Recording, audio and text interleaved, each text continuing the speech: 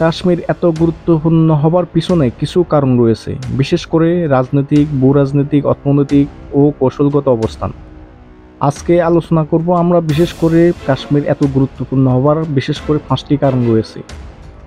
তো শুরু করা যাক 5টি কারণ কী কী। 1 নম্বর হচ্ছে ভৌগোলিক অবস্থান। কাশ্মীর দক্ষিণ এশিয়ার কেন্দ্রস্থলে অবস্থিত। এটি ভারত, পাকিস্তান ও চীনের সংযোগস্থল।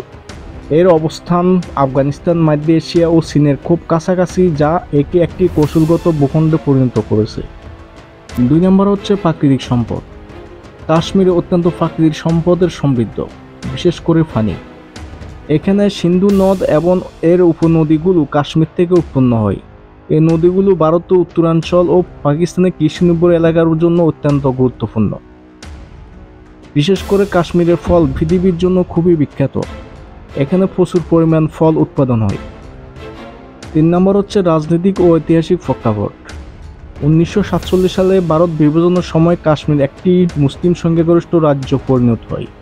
তৎকালীন হিন্দু মহারাজা সিদ্ধান্ত নেন কাশ্মীরকে ভারতে অন্তর্ভুক্ত করা। তখন থেকে কাশ্মীর নিয়ে দ্বন্দ্ব শুরু ভারত ও পাকিস্তানের মধ্যে, যা 3 বারের যুদ্ধ রূপ নেয়। এখন পর্যন্ত কাশ্মীরের বিভিন্ন গোষ্ঠীদের সাথে ভারতের সেনাবাহিনীর সাথে দফায় দফায় যুদ্ধ হয়। 4 নম্বর সামরিক দৃষ্টিকোণ। কাশ্মীর পাহাড়ি এবং সীমান্তবর্তী হওয়ায় এটি সামরিকভাবে অত্যন্ত গুরুত্বপূর্ণ।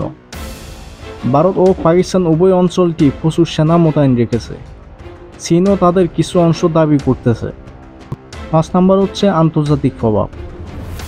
কাশ্মীর ইস্যুতে চীন, যুক্তরাষ্ট্র ও অন্যান্য আন্তর্জাতিক শক্তিরা মাঝে মাঝে ভূমিকা রাখে, বিশেষ করে মানবাধিকার, সামরিক উত্তেজনা এবং আঞ্চলিক নিরাপত্তা প্রশ্নে। নিউজ ডেস্ক, আন্তর্জাতিক দুনিয়া।